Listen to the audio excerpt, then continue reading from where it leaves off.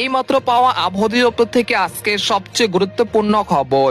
আজ রাতের মধ্যে ধেয়ে আসছে প্রবল শক্তিশালী কালবৈশাখী ঝড়।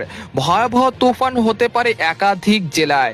ভারী বৃষ্টিতে ভাসতে পারে এই 10টি জেলা।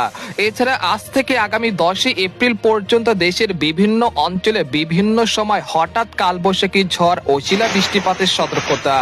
এছাড়া আজ ও আগামীকাল এবং পরবর্তী 10 দিন কোন কোন জেলার আবহাওয়া কেমন থাকতে পারে এই বিষয়ে কি বলছে আজকের আবহাওয়া রিপোর্টে জানিয়ে দিব। সম্পূর্ণ বিস্তারিত ভিডিওতে সঙ্গে থাকুন।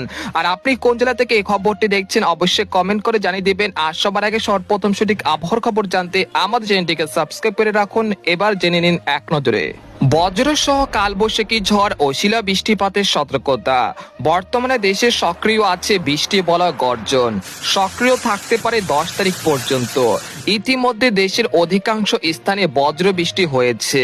সম্ভাবনা আছে এখন থেকে আগামীকাল রাত 12টার মধ্যে আবারও দেশের 8 বিভাগে 64 জেলাতে বৃষ্টি এবং বজ্র সহ দমকা হাওয়া বইতে পারে।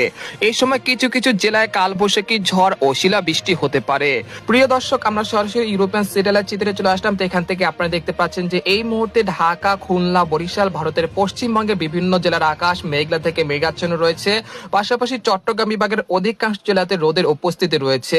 এছাড়া ভারতের বিহার রাজ্যে একটি পশ্চিমী ঝঞ্ঝা অবস্থান করছে, যার ফলে আগামী 24 ঘন্টার মধ্যে বাংলাদেশের 8 বিভাগের 64 জেলা এবং পশ্চিমবঙ্গের একাধিক জেলায় বৃষ্টি এবং বজ্রসহ কালবৈশাখী ঝড়, সে সাথে কোথাও কোথাও ভারী বৃষ্টিপাতের সাথে শিলা বৃষ্টিপাতের সতর্কতা রয়েছে।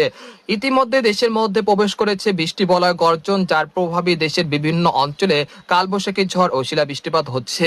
তো আজ রাতের মধ্যে দেখা যাচ্ছে রংপুর, কুড়িগ্রাম, ঠাকুরগাঁও, পঞ্চগড়, তেতুলিয়া, গাইবান্ধা এই অঞ্চলে কোথাও কোথাও প্রায় 25 থেকে 26 মিলিমিটার, আবার কোথাও 30 মিলিমিটার পর্যন্ত ভারী বৃষ্টিপাতের সতর্কতা রয়েছে আগামী 24 ঘন্টার মধ্যে।